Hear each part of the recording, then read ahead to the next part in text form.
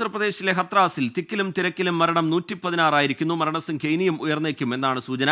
ഭോലെ ബാബയുടെ പ്രാർത്ഥനാ ചടങ്ങിനിടെയാണ് ദുരന്തം ഉണ്ടായത്. ഹത്രാസിൽ നിന്ന് ഏറ്റവും പുതിയ വിവരങ്ങളുമായി അച്യുതൻ നമുക്കൊപ്പം ചേരുന്നുണ്ട്. അച്യുതൻ, രാജ്യമാ അപകടത്തിൻ്റെ നടുക്കത്തിലാണ്, മരണസംഖ്യ ഉയർന്നുകൊണ്ടിരിക്കുന്നു.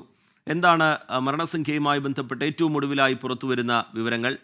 ഇതുമായി ബന്ധപ്പെട്ടുള്ള പോലീസ് നടപടി ഒരു ഭാഗത്ത് നടക്കുന്നു. യോഗി ആദിത്യനാഥ് ഇന്ന് സ്ഥലത്തേക്ക് എത്താൻ പോകുന്നു. പുതിയ വിവരങ്ങൾ എങ്ങനെയാണ് അച്യുതൻ? റീജിത്ത്, അതിദാരുണമായ സംഭവമാണ് ഹത്രാസിൽ ഉണ്ടായിരിക്കുന്നത്. ഏതാണ്ട് 116 പേര് മരിച്ചതായാണ് ഇതുവരെയുള്ള കണക്കുകൾ നൽകുന്ന വിവരങ്ങൾ. എന്നാൽ മരണസംഖ്യ ഉയരുവാനുള്ള സാഹചര്യവും നിലനിൽക്കുന്നതായി അധികൃതർ അറിയിക്കുന്നുണ്ട്. ഇന്നലെ 2:30 ഈ സംഭവം ഉണ്ടാവുന്നത്. ഇന്നലെ 2:30 ഈ സംഭവം ഉണ്ടാവുന്നത്.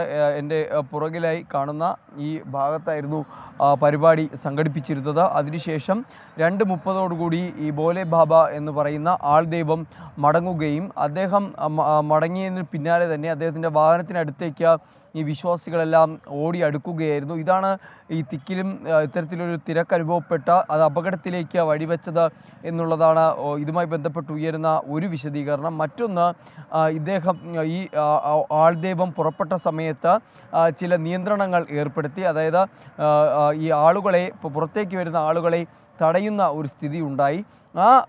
അത്തരത്തിൽ തടഞ്ഞതാണ് വലിയ തിരക്ക് അനുഭവപ്പെടുന്നതിലേക്ക് നയിച്ചതെന്നും ചില വിവരങ്ങൾ ലഭിക്കുന്നുണ്ട്. എന്തായാലും ഇത് സംബന്ധിച്ചുള്ള ഔദ്യോഗിക സ്ഥിരീകരണം ഉണ്ടായിട്ടില്ല. 116 പേർക്ക് ജീവൻ നഷ്ടമായതാണ് ലഭിക്കുന്ന സൂചനകൾ. വിവിധ ആശുപത്രികളിലായാണ് ഈ മരിച്ചവരുടെ മൃതദേഹങ്ങൾ ഇപ്പോൾ സൂക്ഷിച്ചിരിക്കുന്നത്. ഒപ്പം പരിക്കേറ്റവരും ചികിത്സയിൽ കഴിയുകയാണ്. ഇതിൽ പലരുടെയും നില ഗുരുതരമായി തന്നെ തുടരുന്നുണ്ട്. ഒരു അസഹനീയമായ ചൂട് അനുഭവപ്പെട്ടിരുന്നാൽ അതും ഈ ഒരു മരണസംഖ്യ ഉയരുന്നതിന് കാരണമായി.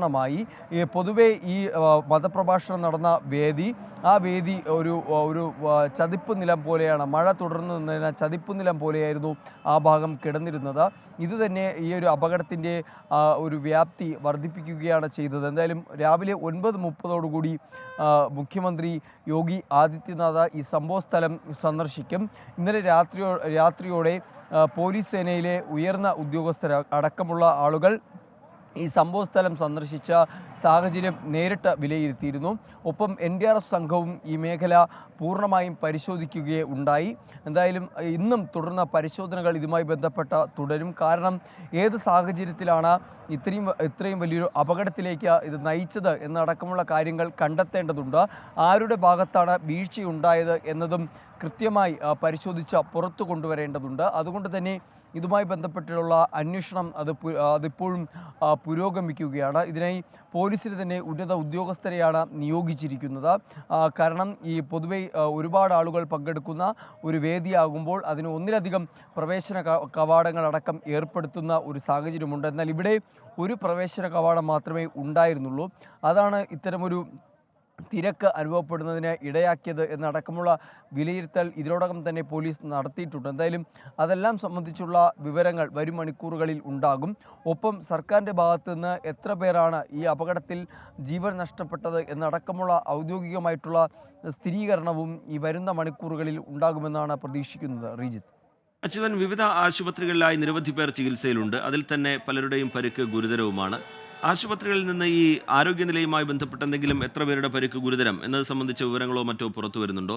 മറ്റൊന്ന്, നേരത്തെ അച്യുതൻ സൂചിപ്പിച്ചതുപോലെ ഇത്രയും ആളുകൾ പങ്കെടുക്കുന്ന ഒരു പരിപാടി, അതിനൊരു പ്രവേശന കവാടം മാത്രം, സംഘാടകർക്ക് ഗുരുതരമായ വീഴ്ചയുണ്ടായി എന്ന വിലയിരുത്തൽ ഇപ്പോൾ പോലീസ് നടപടിയും തുടങ്ങിക്കഴിഞ്ഞിട്ടുണ്ടല്ലോ. അതിൻ്റെ പുരോഗതി എങ്ങനെയാണ് അച്യുതൻ?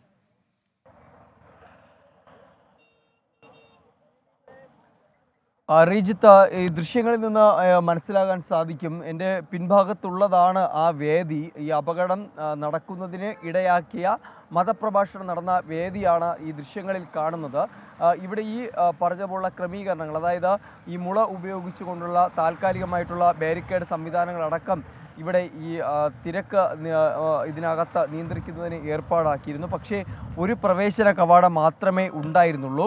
ഈ മതപ്രഭാഷണം പൂർത്തിയായതിനു ശേഷം ഈ ഭോലെ ബാബ എന്ന് പറയുന്ന ആൾദൈവം അദ്ദേഹം ഇവിടെ നിന്ന് മടങ്ങുകയാണ് ഉണ്ടായത്. ആ സമയത്ത് ഇവിടെ തടിച്ചുകൂടിയിരുന്ന ആ വിശ്വാസികൾ, ആൾക്കൂട്ടം ഈ ഭോലെ ബാബയുടെ വാഹനത്തിന് പിന്നാലെ പാഞ്ഞടുക്കുകയായിരുന്നു. ഇതോടുകൂടി ഈ വലിയൊരു തിരക്ക് ഇവിടെ അനുഭവപ്പെടുന്ന ഒരു സാഹചര്യമുണ്ടായി.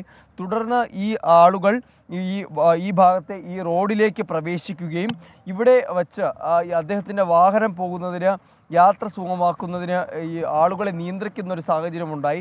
അങ്ങനെയാണ് പല ആളുകളും ഈ മറുവശത്ത് കാണുന്ന ഈ പാടത്ത് അവിടേക്ക് വീഴുന്നത്.